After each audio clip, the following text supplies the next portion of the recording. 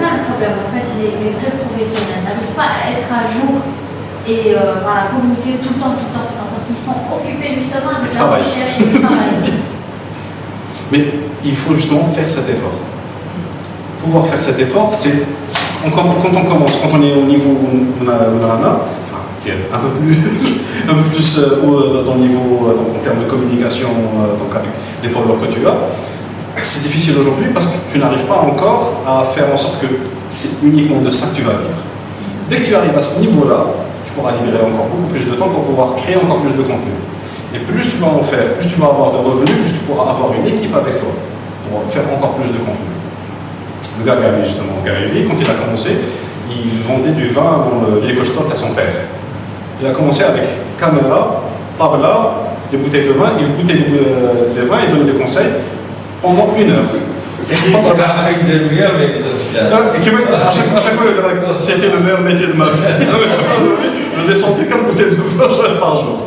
Mais l'idée, c'est pas ça. L'idée, c'était surtout qu'il a fait ça, les débuts à YouTube. YouTube venait d'être acheté par Google, donc ça avait 6 mois d'existence, et c'était l'un des premiers à avoir atteint 1 million d'abonnés sur YouTube. Et il a fait ça avec la lumière, c'était affreux, le son, à peu près, mais le fait qu'il donnait des conseils concrets aux gens, parce qu'on va oublier le côté alcool, etc., mais c'est l'idée vraiment de comment il a fait pour produire ce contenu, il l'a juste fait.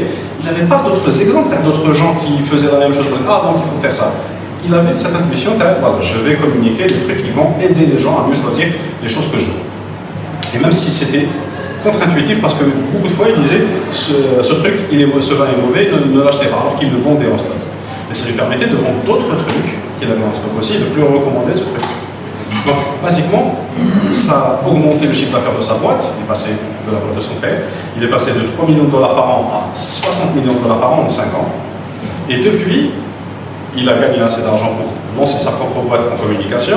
Et il a fait grandir cette boîte de la même manière. Il a recruté assez de gens. Maintenant, il a une équipe de 20 personnes qui travaillent avec lui pour son compte. Moi, je follow plein de chaînes depuis 2006. Des fois, je retourne dans mes subscribers, dans mes vidéos que je suis, enfin mes chaînes que je suis, et je retrouve les chaînes que j'ai regardées il y a longtemps, que j'ai oublié entièrement qu'elles existaient. Et même si les mecs ils font du contenu, mais ils balancent l'algorithme parce que la tendance, j'hésite à aller à un moment, par exemple le gaming. On faisait des vidéos en 10 minutes parce que YouTube limitait à 10 minutes. Oui. Et à un moment, l'algorithme de YouTube ou les habitudes des gens, où maintenant, si tu fais pas une vidéo de 30 minutes, là, les gens ils te regardent plus et YouTube ne te met plus en avant. Du coup, tu disparais. Et à un moment, il y a aussi du contenu, c'est qu'il y a les vlogueurs à Bekele ou les vlogueurs à Dolka. Oui. Il y a je suis désolé, qui m'a Mnanok Marof. Mais Mnanok, c'est un vlogueur, genre son style, il date de longtemps. Et jamais, alors qu'à l'époque, gagne ce qu'on a Mnanok. Maintenant, plus personne ne le suit, plus personne ne le regarde. Parce que maintenant, si tu n'as pas un minimum de production value, si tu n'as pas un minimum de qualité, si tu ne sais pas présenter, si limite tu n'écris pas, bah, les gens ils ne te regardent plus. Bah, Hado, justement, qui marche avec du contenu bidon, là, qui surfe sur des modes, à force, parce que racher justement les standards publics, les standards là, comme ils ne sauront pas s'adapter, ils vont disparaître. Lyon Balak qui font des centaines de milliers de vues, demain ils font peut-être juste quelques centaines de vues au maximum. Ça arrive. Tout ça, je fais. Les personnes qui font des trucs qui sont shady, qui sont approximatifs, ne pourront jamais durer. Parce que, ils font ça en général pour l'argent. Et si ton principal objectif c'est l'argent, c'est le meilleur moyen de ne pas l'avoir.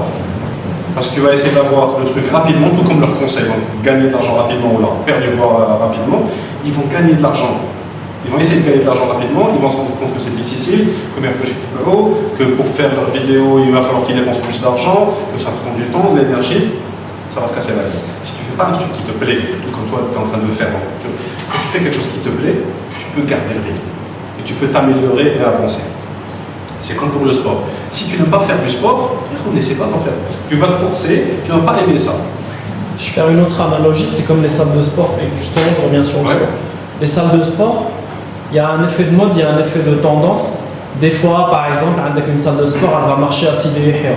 Tout le monde va y aller, c'est la salle va être blindée. Le Radoua, le coach, parce que voilà, par effet de mode, ou là, parce que la qualité pas ou là, des fois, il y a des coachs, ils passent d'une salle à une autre salle. Et ben, avec le rachid, ils vont te le coach. Si le coach est bon, si le coach est bon, il te beurre. Et il y a plein de gens, justement, sur le fait qu'il soit, il y a pas mal de gens qui sont, les youtubeurs, ils sont shady parce qu'ils servent sur la mode. La fanbase, c'est super important, et le fait de fédérer une communauté, c'est super important parce que, alors déjà, ce qu'il faut savoir, c'est que YouTube, quand on follow, quand on suit un nombre de chaînes, bon, moi je le sais parce que on peut suivre uniquement 999 chaînes en même temps, pas plus. On ne peut pas suivre 1000 chaînes. Courage. Ah non, mais c'est depuis 2006, je ne fais unfollow pas. YouTube a remplacé la télé, mais je te dis ça. Mais le truc, c'est que ça va les pages Facebook, ou là les amis sur Facebook, quand on a de 5000, ouais. Je ne sais même pas à 5000. Quand tu dépasses, par exemple, tu dépasses 400 chaînes ou la 400 pages, tu ne peux plus suivre le contenu. C'est comme à Twitter. Tu follow 400 personnes, tu as tellement de contenu que tu ne peux plus le suivre. Donc les gens en général, c'est ça. Ils vont follower 100, 200 chaînes, qu'ils ont un certain palier, ils ne peuvent plus suivre le contenu, ils vont commencer à unfollow. Ouais. Et le réflexe, c'est quoi? C'est que tu vas aller unfollow ceux que tu aimes le moins, ceux où tu te retrouves le moins, ceux qui ne t'intéressent pas, ou la balak, le par exemple, il y a des chaînes, jamais je vais les unfollow, genre Casey Neistat, jamais je vais le unfollow, même s'il a arrêté complètement ce qu'il faisait avant. Récemment, il y a un moment, d'ailleurs là je suis tombé sur il a quitté New York, mais il s'est installé à là je suis tombé sur un site qui te permet d'avoir un calendrier, t'as les publications YouTube, et tu vois, genre, il y a un moment, c'est qu'il y a 3-4 vidéos par jour, alors qu'il y a une vidéo toutes les 2-3 semaines. Ouais. Mais je ne le unfollow pas parce que le contenu il est de qualité aussi, c'est une personnalité. C'est pas bon, Gary Vee là par exemple, bon, il est gay les cheveux, tu vois, mais c'est quelqu'un que je pourrais unfollow. Mais parce que c'est aussi des affinités. C'est ça. Moi c'est le contraire. Je peux unfollower Casey Neistat, mais je garde Gary Vee. Allez, c'est des affinités. Et c'est ça l'intérêt justement d'une fanbase. Oui, les gens ils vont se retrouver justement, le public va se retrouver autour d'une personnalité, et c'est super important justement le terme de personnalité, parce que je veux dire, entre une méthode j'ai les 100 mètres ou j'ai les 100 mètres, genre au final dans l'absolu perdre 10 kilos ou 10 kilos, c'est pareil, c'est tu perds 10 kilos. Mais derrière, il y a aussi la personnalité de coach, il y a aussi une personnalité bizarre, c'est des trucs qui jouent. Et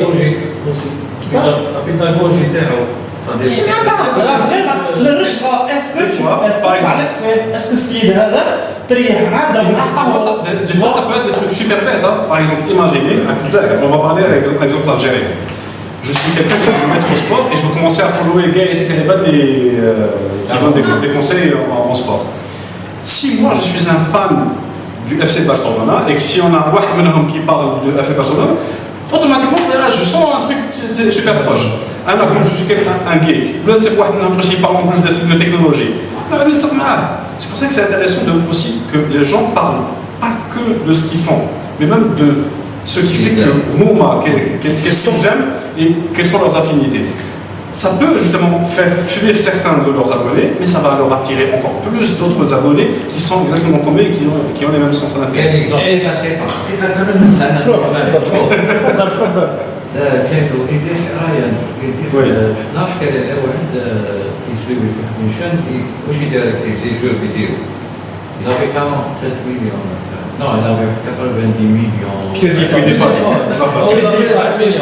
حبس لاشين دير واحد اخرى مثلا نسيت لي دير عين فحد حبس ميم با كيلكو طون ولا عنده 50 مليون صديق الناس كامل تبعوه اللي كانوا يتبعوا في لاشين قديمه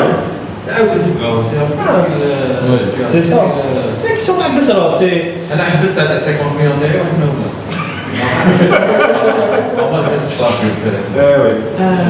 C'est la consistance.